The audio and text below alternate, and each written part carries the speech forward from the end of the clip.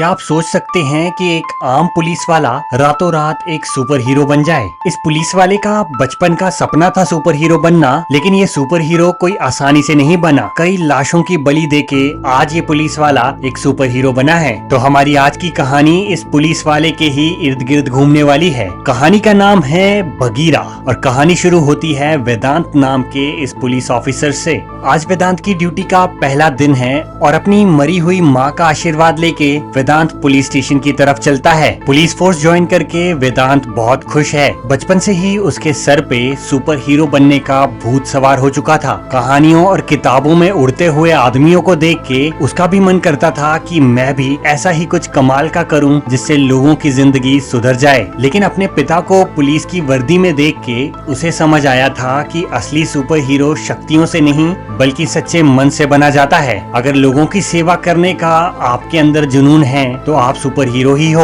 और इसीलिए बचपन से ही वेदांत ने ठान लिया था कि वो बड़ा होके अपने पिता की तरह एक पुलिस ऑफिसर बनेगा। पुलिस ऑफिसर बनने के पीछे उसका इकलौता मकसद लोगों के दुख कम करके उनकी सेवा करना था। अब पुलिस स्टेशन में अपने पहले दिन वेदांत अपने साथियों से इलाके में हो रहे क्राइम के बारे में पूछता है। उसके साथ वाले सारे पुलिस वालों का यही कहना है कि सर, इस इलाके में क्राइम कम ही होता है, आपको ज्यादा टेंशन लेने की जरूरत नहीं। लेकिन वेदांत इतनी आसानी से इनकी बातों में आने वाला नहीं है, इसलिए वो नारायण नाम के पुलिस कांस्टेबल को अपने साथ लेके इलाके के दौरे पे निकल जाता है। अब अपने इलाके में घूमते घूमते वेदांत को इतना समझ तो आ जाता है कि जैसा पुलिस वाले बता रहे हैं उस हिसाब से यहाँ क्राइम इतना कम भी नहीं। पोर्ट पे होने वाले गैर कानूनी धंधे अभी भी धड़ल्ले से चल रहे हैं और पुलिस उन पे ध्यान ही नहीं दे रही, क्योंकि इन गुंडों की पहुँच इतने ऊपर तक है कि पुलिस तो क्या, बड़े बड़े मिनिस्टर भी इनसे डरते हैं। अब वेदांत के पूछने पे नारायणन उसे पुजारी और कोटियन के बारे में बताता है। नारायणन कहता है कि सर, इस इलाके में इनका बोलबाला चलता है,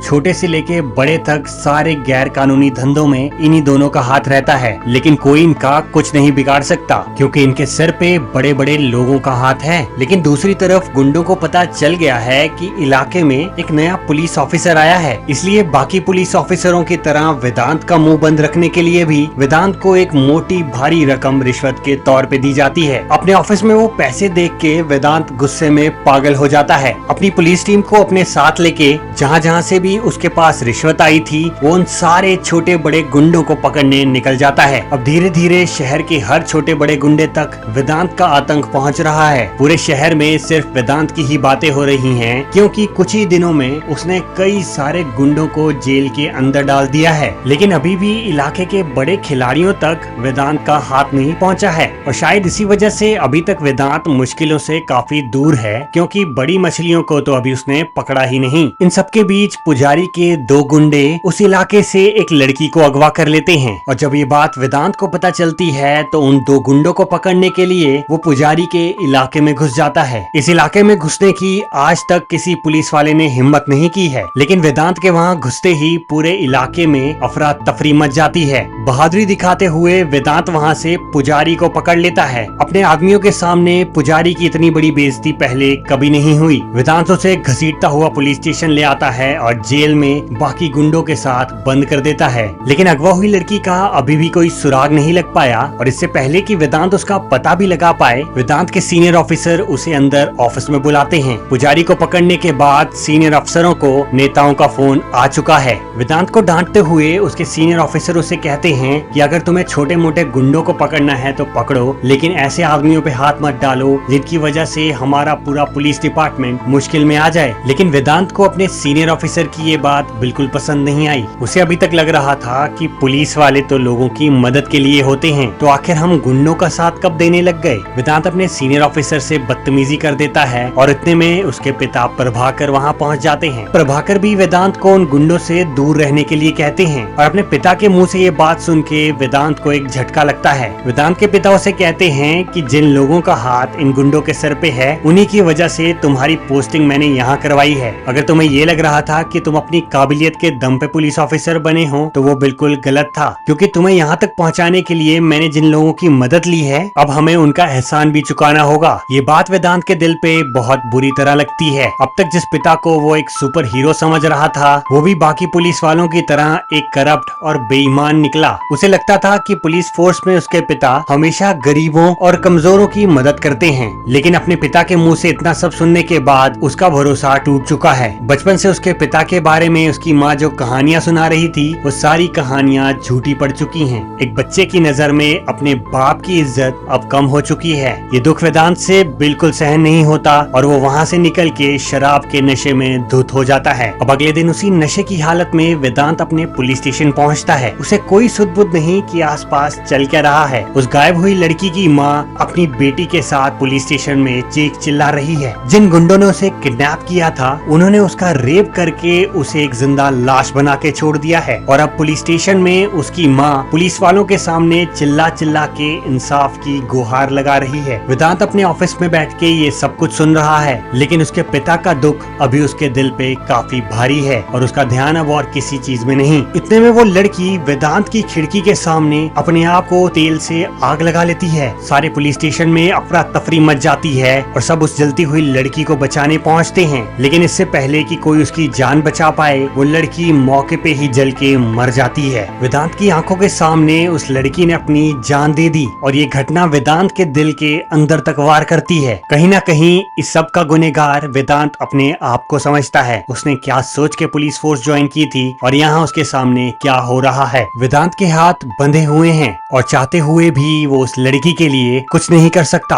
लेकिन उस घटना के अगले दिन कुछ बहुत अजीब होता है। चेहरे पे नकाब पहने एक आदमी उस हर एक शख्स को जान से मार देता है जिसने उस लड़की का रेप किया था। उन सारे गुंडों को चुन चुन के बड़ी बुरी तरह मारा जाता है। किसी के हाथ पैर काट दिए जाते हैं और किसी की शक्ल पहचानने लायक नहीं रही। और आपको पता है कि ये नकाब के पीछे आदमी आखिर है कौन? ये आदमी कोई और नहीं बल्कि वेदांत ही है। अब कानून के बड़े अफसरों और नेताओं ने तो वेदांत के हाथ बांध दिए थे, लेकिन अब अंधेरे में वेदांत अपने चेहरे पे नकाब बांध के इन अपराधियों को सजा देने आ पहुंचा है। उस पे अब किसी भी नेता या पुलिस ऑफिसर की कोई रोक टोक नहीं। लेकिन नकाब के पीछे वाले इस आदमी का एक नया नाम है। ये नाम है बगीरा। बेईमान पुलिस वालों और पॉलिटिशियन से परेशान होके वेदांत ने बगीरा बन के एक नया जन्म लिया है। ये लोग कोई न कोई बहाना बना के वेदांत को तो रोक सकते हैं, लेकिन बगीरा पे इनका जोर नहीं चलेगा। अब उन गुंडों की बुरी तरह कटी फटी लाशें देख के पुलिस वाले भी हैरान हो जाते हैं। आज तक उनके इलाके में इतनी बुरी तरह किसी के खून नहीं हुए और सारे पुलिस डिपार्टमेंट के मन में एक ही सवाल है कि आखिर ये किया तो किया किसने। धीरे धीरे एक एक करके ऐसे कई मुजरिमों को बगीरा सजा देने लग जाता है और बगीरा की सजा कोई जेल नहीं बल्कि सीधे मौत है। बगीरा अब न्यूज वालों और आम लोगों की चर्चा का विषय बन चुका है। लोग उसे भगवान द्वारा भेजे गए एक मसीहा का दर्जा दे चुके हैं, जो उनकी रक्षा करता तो है ही है, साथ ही साथ पापियों का सर्वनाश भी करता है। एक तरफ वेदांत पुलिस स्टेशन में अपने अफसरों को बेवकूफ बनाने के लिए इन्हीं गुंडों से रिश्वत लेता है और रात में बगीरा बन के इन गुंडों का सर्वनाश कर देता है। इसी वजह से पुलिस डिपार्टमेंट में किसी को भी 1% शक नहीं होता कि वेदांत ही बगीरा है। पूरा पुलिस डिपार्टमेंट बगीरा को ढूंढने में लगा है, लेकिन बगीरा तो उन्हीं के पुलिस स्टेशन में बैठा है। इसी बीच वेदांत के पुलिस स्टेशन में अचानक एक साथ कई लोग अपने परिवार और दोस्तों की मिसिंग कंप्लेन लिखाने आते हैं। अचानक इतने सारे लोगों का यूं एक साथ गायब हो जाना कोई आम बात नहीं, इसलिए वेदांत और सारा पुलिस डिपार्टमेंट हैरान हो जाता है। सारे पुलिस वाले इन मिसिंग लोगों को ढूंढने में लगे हुए हैं और इन्वेस्टिगेशन के दौरान कोटियन का नाम इन सब लोगों को किडनैप करने में सामने आता है। अब क्योंकि कोटियन के इलाके में आम पुलिस वाले तो जा नहीं सकते, इसीलिए वेदांत बगीरा बन के उसके अड्डे पे पहुंचता है। लेकिन वहां पहुंच के बगीरा को समझ आता है कि ये कोटियन ने उसके लिए जाल बिछा के रखा था। कोटियन बगीरा को गोली मार के जख्मी कर देता है। अपनी जान वहां से बचा के बगीरा सीधा कोटियन के घर पहुंचता है, लेकिन वहां मौजूद कोटियन पहले से ही बगीरा का इंतजार कर रहा है। बगीरा उससे पूछता है कि आखिर तुम इतने सारे लोगों को किडनैप क्यों कर रहे हो, तुम्हारा मकसद क्या है और तुम लोग क्या चाहते हो। उसे चेतावनी देते हुए कोटियन उसे कहता है कि अपने आप को इस मामले से जितनी जल्दी हो सके दूर कर लो। कोटियन उसे राणा के बारे में बताता है। राणा का आतंक सिर्फ इंडिया में ही नहीं बल्कि पूरी दुनिया में फैला हुआ है। कोटियन उसे कहता है कि राणा ऑर्गन ट्रेडिंग के धंधे में शामिल है। वो लोगों के शरीरों से उनके अंगों को निकाल के मार्केट में बेचता है और अपने नए कंसाइनमेंट को पूरा करने के लिए इतने सारे लोगों को उसने उठाया है। और हमें पता था कि हमारे इस रास्ते में एक छोटा सा कांटा सिर्फ तुम ही बन सकते हो, इसलिए तुम्हें फंसाने के लिए वो छोटा सा जाल फैलाया गया था,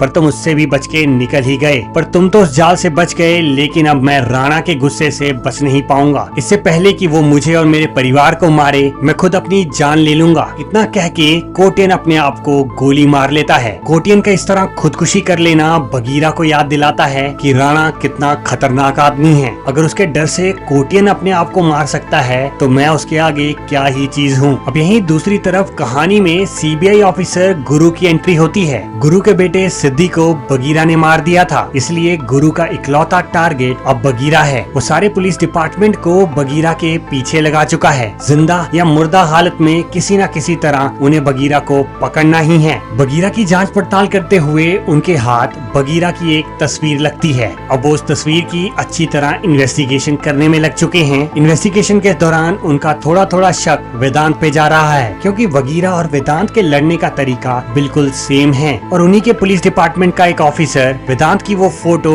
राणा को भेज देता है। ये ऑफिसर राणा से मिला हुआ है और बगीरा को ढूंढने में राणा की मदद कर रहा था। अब सीबीआई ऑफिसर गुरु और राणा को एक साथ पता चल चुका है कि बगीरा कोई और नहीं बल्कि पुलिस ऑफिसर वेदांत ही है। राणा वेदांत की पत्नी स्नेहा को किडनैप कर लेता है और वेदांत को फोन करके दो ऑप्शन देता है। वो वेदांत को कहता है कि जिन लोगों को मैंने किडनैप किया था उनमें से कुछ लोग पोर्ट पे बंद हैं। या तो अभी तुम उन्हें बचाने जा सकते हो या फिर अपनी पत्नी स्नेहा को बचाने मेरी तरफ आ सकते हो। फैसला तुम्हारे हाथ है, लेकिन दोनों मामलों में तुम कुछ न कुछ तो गवाह ही दोगे। बहुत ही भारी मन से बगीरा उन मासूम बच्चों को बचाने का फैसला करता है। पोर्ट पे पहुंच के वो उन मासूम बच्चों को तो बचा लेता है, लेकिन उसी मौके पे गुरु अपनी टीम के साथ वहां पहुंच के बगीरा को पकड़ लेता है। और दूसरी तरफ राणा वेदांत की पत्नी स्नेहा का खून कर चुका है। और वेदांत को पकड़ने के बाद गुरु के सामने वेदांत की असली सच्चाई सामने आती है। उसे पता चलता है कि बगीरा ने उसके बेटे को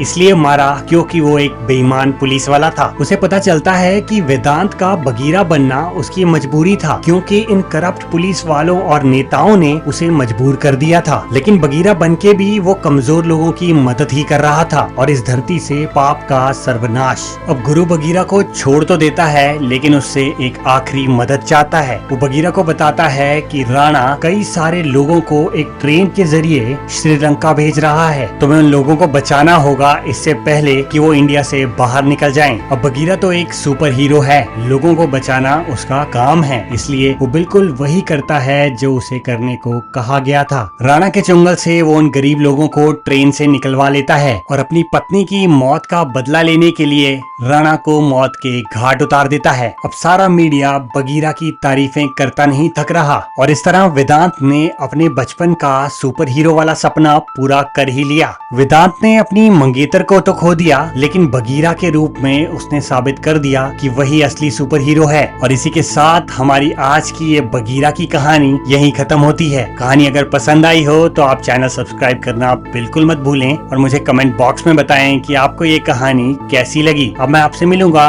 एक नई वीडियो में एक नई कहानी के साथ।